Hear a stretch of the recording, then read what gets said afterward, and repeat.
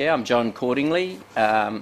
We've been on Woodburn here for 6 years. It's a property that we bought that's an adjunct to the rest of our business. We have a place at Walker and another one at Barraba, and we bought this as a bit of a challenge actually. It's 1,100 hectares. When we bought it, it ran approximately 1,600 merino sheep, most of them ewes.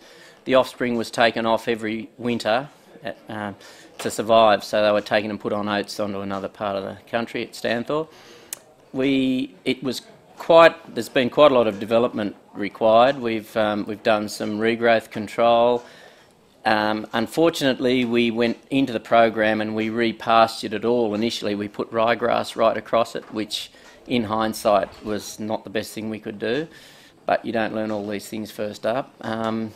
We've subsequently learnt about our biological system from Shane, and now the production on the property's gone from the 1,600 or 1,700 merino sheep to around 2,200 feeder steers, if that's what we were running, or a cow mix, plus our merino sheep, which is about 3,000 merino sheep, which half of them are ewes. The most significant impact the system that we've been talking about today has had on our business is that our input costs have actually reduced by 60%, and that's why the day's been orchestrated by the National Australia Bank. In agriculture at the moment, the only chance that you have to increase your profit is basically by reducing your costs, because everyone's subject to the squeezed markets that we've got.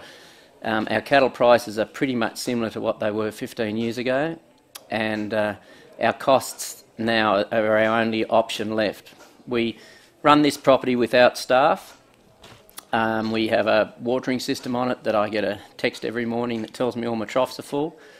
And our main job here is to rotate the stock, so someone comes down here once a week, unless we get a text to say that trough system's not working. We move all our stock. Most of our stock work consists of moving them and weighing steers to sell, or since we've transferred to a cow-calf enterprise, just moving cows around. With the traditional system that we were running, we were turning off on a steer enterprise around 700 kilos of beef to the hectare. Since we've moved to, and that system cost us around $350 a hectare to operate by the time we put our 25 to 30 units of S and P and our nitrogen on, plus the other sprays, the gibberellic acid in the winter, our mite sprays. So it was basically a high-cost operation. Since we've moved on to this system, our normal spend now is somewhere around about $100 a hectare, which is our fertiliser bill right across our whole business has gone down by 60%. Our productivity hasn't gone down.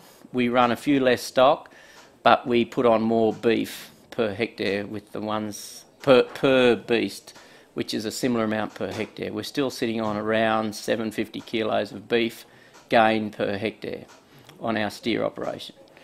One of the other advantages of what we're doing is, and every farmer would know, that the more beef you're putting on your cattle, obviously they're healthy. So the worm problem, the parasite problem has been impacted. We do have to still worry about liver fluke. There's no way around that, but our other Osteotargia and other worms that affect our sheep and cattle are the burden's vastly decreased. Not to say that there's not still problems. We've got 2 paddocks on the property that are still the original pasture that would have been planted by air probably 60 years ago. I said earlier that our biggest mistake was spending all the money on new pastures initially. Since we've changed the soil, those pastures are now just as productive as our other new expensive ones, and that's probably for the day the biggest revelation for most people, I would think. To put a new pasture in the New England, it's not uncommon to spend between $600 and $1,000 a hectare, which is a massive capital impost to most farmers. So their normal procedure is to do 50 or 100 hectares a year. What we've found is that you're better to spend that money on your whole place and change the soil.